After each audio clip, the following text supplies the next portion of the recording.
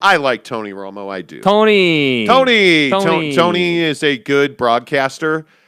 But what he said yesterday was pretty ridiculous about New York Jet and BYU alum Zack Wilson, who's already got a heaping of expectations on his plate. And now, thanks to Tony Romo, he's got a little bit more.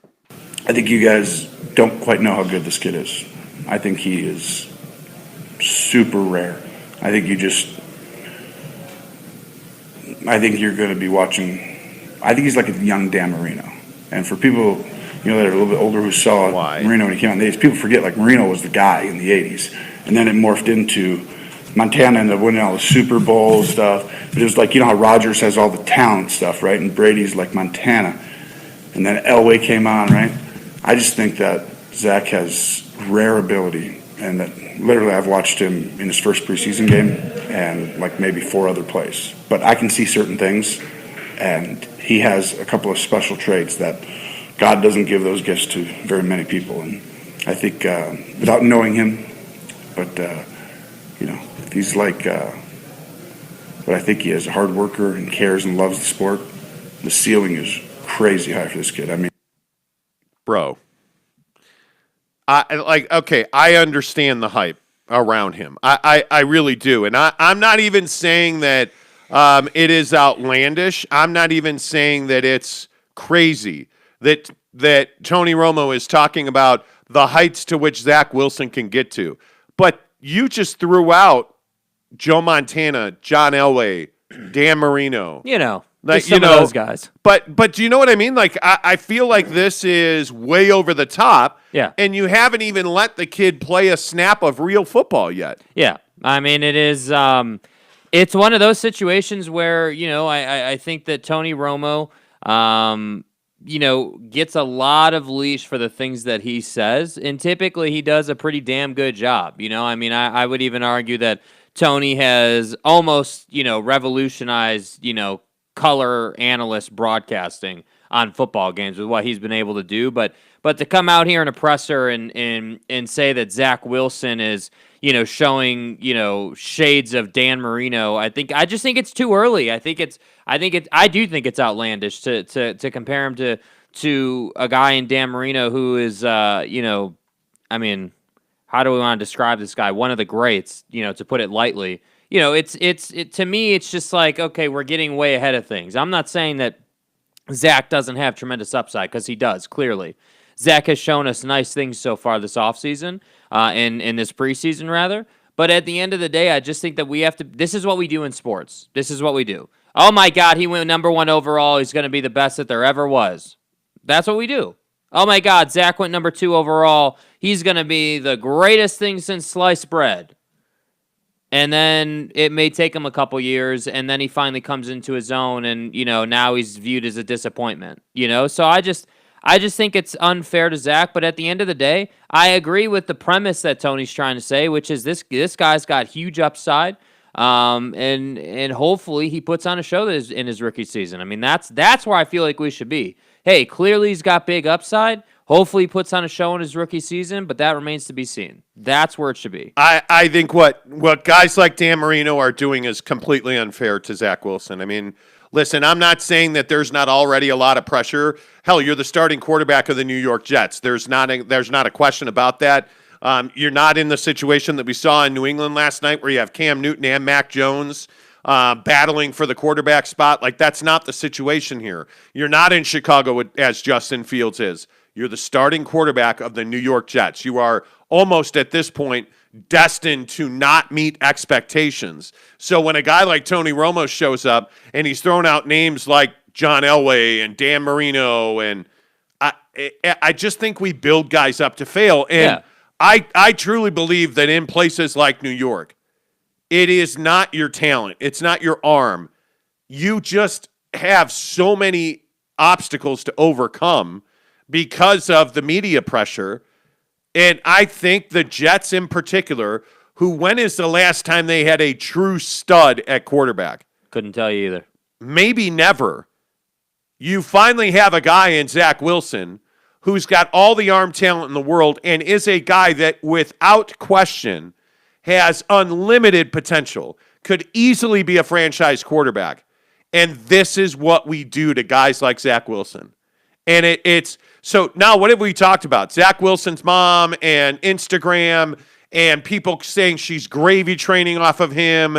So we've already had one controversy, and now we get Tony Romo talking about how great, and Dan Marino and Zack Wilson, greatest quarterback that's ever been birthed out of a controversial Instagram influencer. Like, that's where we're at with Zack Wilson. Yeah, dude. Already. And this is what happens when you're the quarterback of the New York Jets. And, I think it just is the facts of the case, man. It's just the reality of the situation. The guy plays in New York. He's a high-profile guy.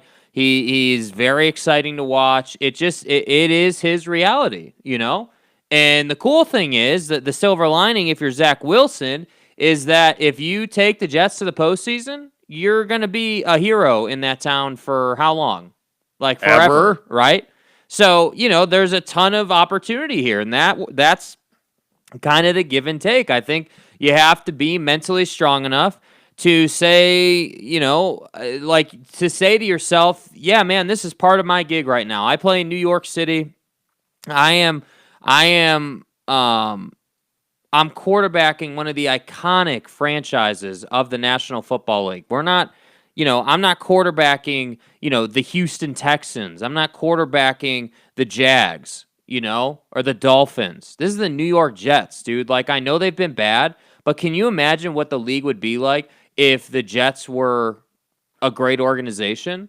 The league would be in a completely different situation. Tom Brady may not be who he is if they're just better at football. And Zack Wilson wouldn't be a New York Jet. Yeah. I mean, but the problem is, and this plays into Tony Romo's comments, the problem is that the Jets are awful. They've been looking for a quarterback since Joe Namath. And you think about that, right? I don't mean to cut you off, but think about that. Since Joe Namath, that's crazy. You've been looking for a quarterback, dude. It's crazy. What is that? What is that? 50 years? 50 years, right?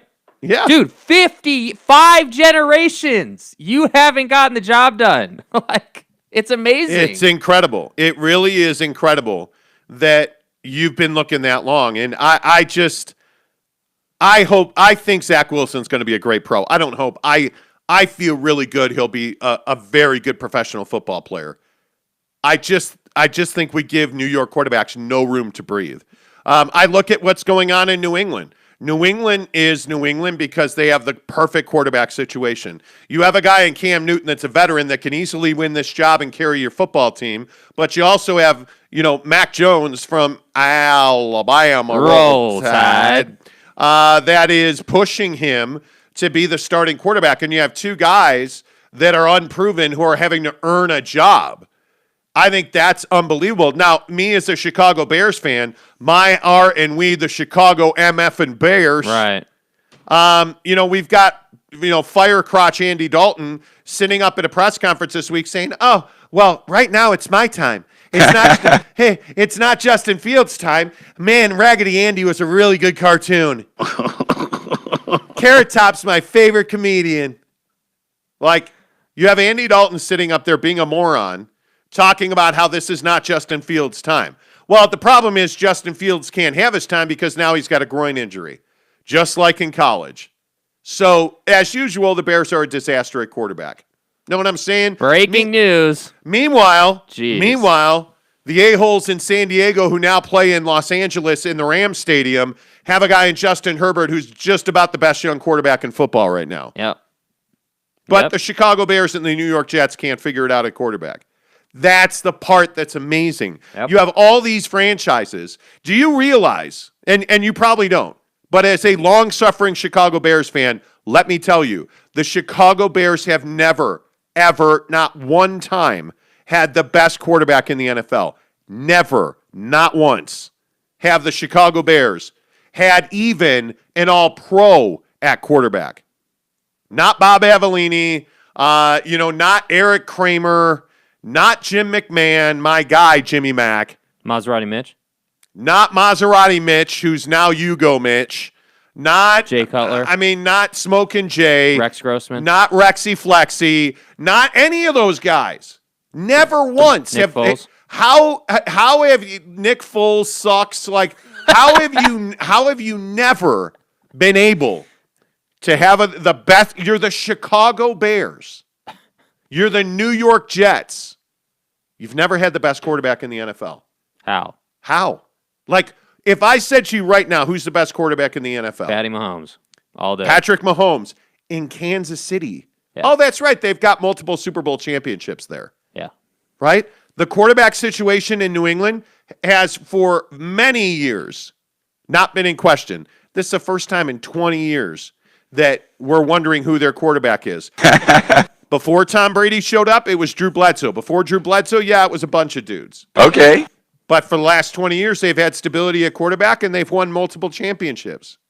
That's how the NFL is won.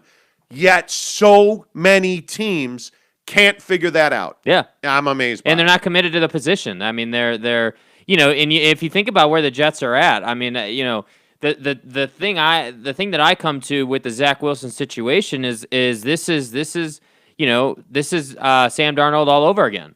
Dude, like, this is the same thing. Like, oh my God, USC quarterback, everything's great, we're gonna be good again. And now he's a Panther. Great, he's a Panther. Well, and I will again say, I don't know that it was Sam Darnold's fault that he didn't succeed with the Jets. No, I agree with that 100%. I don't think it's a Sam thing. I think it's a Jets thing. I think it's and I can't remember the name of the head coach that he had. Crazy eyes, but he had a whack head coach, and just let's be honest. But Jets every head coach of the Jets has been a whack yeah, head coach. dude. Like, right? The Jets are just bad at footballing, and I don't know how to explain that other than to just say that your owner decides how good you are or how bad you are. If this is the Phoenix Suns, 10.0 here. But seriously. Look at the teams in the NFL. And if you just look at, the Jets, Bills. Look, the Jets play in the AFCs, the Buffalo Bills, Josh Allen. No question at quarterback there. Okay, look at the Miami Dolphins. I mean, you traded for Josh Rosen, idiot. And now Tua Tagovailoa is your quarterback, not your quarterback. Like, you're going to draft another quarterback in the next couple of years. I look at the Patriots, drafted Mac Wilson. Or Mac Jones. Y'all about to fuck this up. Yeah, too many Wilsons and Jones and Macs. You drafted Mac Jones, done.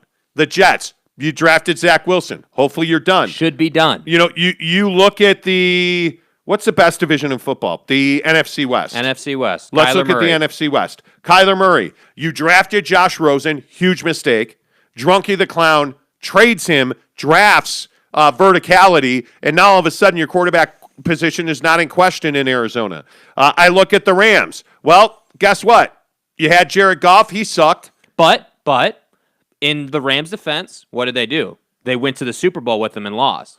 No, they went to the Super Bowl with him and lost because of Jared Goff. But my point is that that's the other side of the coin. The Rams are so damn good at footballing that they went to the Super Bowl with a average-ass quarterback. And a really good official who didn't see pass interference that everybody saw.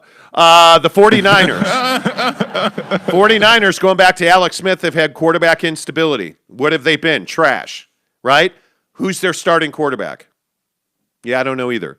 The Seattle Seahawks, Super Bowl champions. Who's their starting quarterback? Yep. No doubt about it. Russell Wilson, right? Yep. I look at the Bears, Lions, and Vikings. Quarterback instability. Packers, one guy, 10 years, 20 years, 15 years. Yep. Before that, they've had 30 years of quarterback stability in Green Bay. Yep. Now, they haven't won much, and Aaron Rodgers should have had way more than one Super Bowl, but they've had the same guy, and they've owned that division. It's not rocket science. If you look up and down the standings in the NFL, teams that have stability at quarterback almost always are playoff teams. Look at the Saints. And they're almost always winners. Drew Brees. Yeah, before that, nobody. They sucked. Drew Brees, okay, let's go win Super Bowls. Oh, Drew Brees retired? Cool. Now we're looking at Jameis Winston. Yeah, sticky fingers. Look at the Falcons with Matt Ryan. Look at the Panthers, quarterback instability. Jesus, look at the Cleveland Browns. Well, but see, and this is one of the things that I think people don't understand. Baker Mayfield's done a better than average job. And when I woke up this morning, I was feeling pretty dangerous. People need to understand that Baker Mayfield's been a very good quarterback for them. Yeah. They've had So many quarterbacks. They haven't had a quarterback start the opener 3 years in a row since Bernie Kosar. That's how long it's been. And I would remind you that your boy, note the head over your shoulder. Yeah, Baker Mayfield. Baker Mayfield, right? When I woke up this morning, I was feeling pretty dangerous. That's your boy. You're probably aroused right now. Yeah, but my point is, Baker's had 4 coaches and 4 OCs in 3 years. How the fuck else would you do this job? It's not good. So you have stability at quarterback. He's an above average quarterback.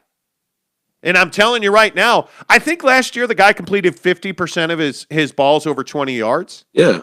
That's incredible. It's impressive. Baker Mayfield is a franchise quarterback. And that was without Odell. Yeah. But he's a franchise quarterback. Yeah. And because it's the Cleveland Browns, nobody knows that. Because the Cleveland Browns are terrible at footballing.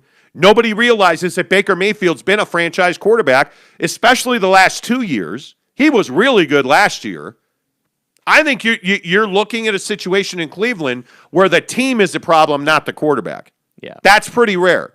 Usually the problem for the team is the quarterback, and usually because the team's not good at picking quarterbacks, the Chicago Bears. I'm not bitter or anything. Well, I am, actually. Yes, I am. That's a lie. Yeah. I'm bitter as hell. We know. And Justin Fields is a good quarterback. He won't stay healthy, I'm telling you. And finally, we can't leave this conversation without mentioning the Dallas Cowboys.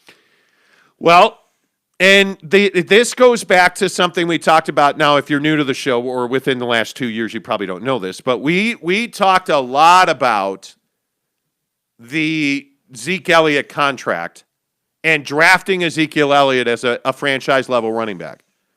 Well, you don't draft and pay running backs in the NFL the way the Cowboys have drafted and paid Zeke. Jesus. You just don't. This is a quarterback wide receiver league. Okay, so if I said you name me 5 quarterbacks, you could be like, bing, bing, bing. Name me the 5 best running backs in the NFL. Yeah, you can't do that right now. Go ahead, I'll wait. Right? Like, you're going to struggle. You're going to struggle. You're going to go, okay, well, Alvin Kamara. I mean, that legit. This isn't a running back league. You pay that guy $15 million a year. And last year, he was fat. He was out of shape. He had the worst year of his career. By the way, in the best years of his career, he still fumbles. I mean, Ezekiel Elliott, that's a mistake. He's never been the best at his position. Now we look at their quarterback situation. You didn't invest in offensive line, and you got his ankle broken. Now his shoulder's hurt, Dak Prescott. And he's making a ton of money. Mm-hmm. The Dallas Cowboys aren't good at footballing, right? When you pay your running back and your quarterback that much money, you better have an offensive line. And for a couple of years, they did. Jury's out now. I mean, I think the best offensive line in football belongs to the New England Patriots. So we'll see how all that plays out. The Dallas Cowboys are exactly the right place to go. You add Troy Aikman, you won Super Bowl rings all over the place. You haven't had Troy Aikman, and you had Tony Romo's back. You had Tony Romo unable to catch a snap, and now comparing Zack Wilson to Dan Marino. Why, Tony? I think you guys don't quite know how good this kid is. Why, Tony? Why? James Knight said, "Good day, lads." Hello, Jeremy James. Bolton says, "Marnin." Jeremy Bolton says, "Zack Wilson equals Dan Marino. Donovan equals MJ. What is happening here?" I mean, he speaks facts. How dumb do you think I am? Cody Strickland says, "Morning, men." Good morning. Can Draymond play quarterback too? James Knight wants to know. He James, could. why are you bitter, James? Because Draymond's better than Joe Ingles and Patty Mills combined. If Joe Ingles and Patty Mills had a baby, Draymond would be better than that baby. Wow. Jeremy Bolton replies to that and says, according to yesterday's show, not only could he play quarterback, he's going to be the MVP of the NBA, NFL, and date Luka's mom. He's not going to date Luka's mom. He is going to deflower Luka's mom and then forget her name and never call her again. Anyway, point is, Yeah. don't ruin Zack Wilson, please.